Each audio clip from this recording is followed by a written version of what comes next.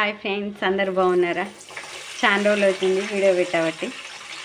ఇవాళ అయితే నేను చికెన్ లెమన్ వేసి అయితే చేస్తున్నా. పచ్చిమిర్చి గోలిన తర్వాత అయితే నేను ఆనియన్స్ అయితే వేసాను. దీంట్లో చిన్నగా వెల్లుల్లి అల్లం ముక్కలు అయితే వేసాను.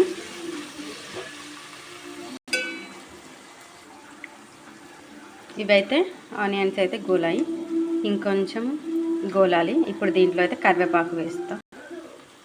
కరివేపాకు, పుదీనా,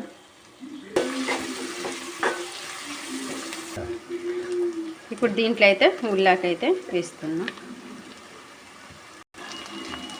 దీంట్లో అయితే ఉల్లాకైతే వేసేసాను. ఇలా అయితే మంచిగా పచ్చిమిర్చి, ఉల్లిగడ్డ, కొత్తిమీర, మెంతి, ఉల్లాకు కూడా పుదీనా వేసాను. మంచిగా అయితే గోలింది. అల్లం అయితే వేసేసా.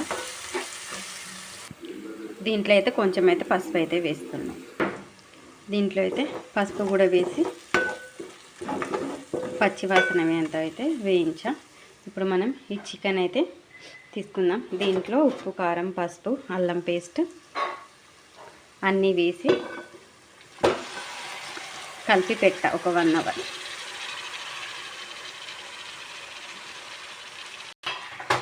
అయితే దీంట్లో నేను లెమన్ చికెన్ అని ఎందుకు అన్నానంటే, దీంట్లో 3 నిమ్మకాయలు అయితే పిండి పక్కన పెట్టేసా, అందుకనే అలా చెప్పా. హై మంట అయితే పెట్టేసి ఒకసారి అయితే కలుపుకున్నాను. ఇలా అయితే ఉడుకుతుంది. ఇప్పుడు ఒకసారి మనం కలబెడదాం.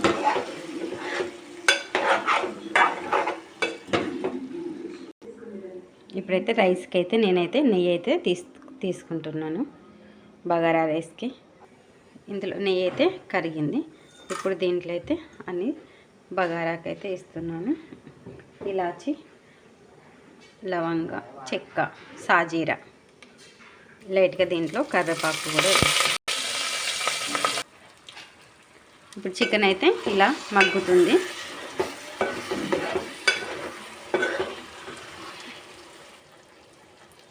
ఇక లైట్గా మీడియంలో అయితే పెట్టేశాను స్టవ్ అయితే. ఇప్పుడు రైస్కు అల్లం అయితే వేసాను. దీంట్లో అయితే సాల్ట్, గల్లుప్పు అయితే వేసాను, దొడ్డుప్పు. ఇప్పుడు రైస్కి సరిపడాన్ని వాటర్ అయితే పోస్తున్నా.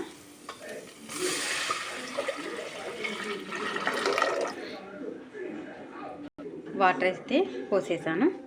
ఎసరు వచ్చిన తర్వాత దీంట్లో రైస్ అయితే వేసేద్దాం. చికెన్ అయితే ఇలా అయితే ఉడుకుతుంది. ఇంకొంచెం మగ్గిన తర్వాత మనం వాటర్ అయితే వేసేద్దాం. ఇప్పుడైతే ఆయిల్ అయితే ఇలా వచ్చేసింది. ఇంకొంచెం మగ్గిన తర్వాత వాటర్ అయితే వేసేద్దాం. ఇలా అయితే చికెన్ అయితే మంచిగా మగ్గేసింది. ఇప్పుడు ఇందులో మనం వాటర్ అయితే వేసేద్దాం. ఇంతలో రైస్ కూడా వేసేద్దాం. ఇలా అయితే దీంట్లో వాటర్ అయితే పోసేసా, మూత పెట్టేసుకుందాం. ఇలా అయితే చికెన్ అయితే మంచిగా ఉడుకుతుంది. ఇక చారు లేకుండా ఓన్లీ దీన్నే సూప్ పెట్టేస్తున్నాను. ధనియాల పొడైతే వేస్తున్నాను, మసాలా. ఇలా అయితే చికెన్ అయితే ఉడుకుతుంది.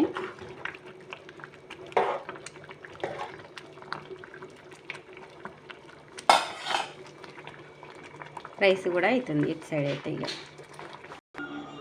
రైస్ కూడా అయితే దాదాపు అయ్యింది. సిమ్లో పెట్టేసుకొని మూత పెట్టేద్దాం. కూర కూడా పైన మొత్తం ఆయిల్ అయితే వచ్చేసింది. ఇప్పుడు మనం లాస్ట్లో కొత్తిమీర అయితే వేసేద్దాం.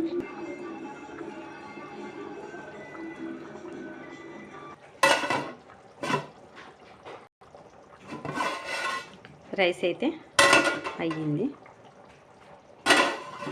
స్టవ్ అయితే ఆఫ్ చేస్తాం. చికెన్ ఇది కూడా అయిపోయినట్టే. ఇప్పుడు లాస్ట్లో అయితే ఒక నిమ్మకాయ అయితే పిండుకొని స్టవ్ అయితే ఆఫ్ చేసేద్దాం. లాస్ట్లో ఒక లెమన్ అయితే పిండుకుంటున్నాను. చికెన్ అయితే రెడీ అయింది. మనమైతే ఇప్పుడు స్టవ్ ఆఫ్ అయితే చేసేద్దాం. కర్రీ అయితే అయ్యింది. Okay friends, bye.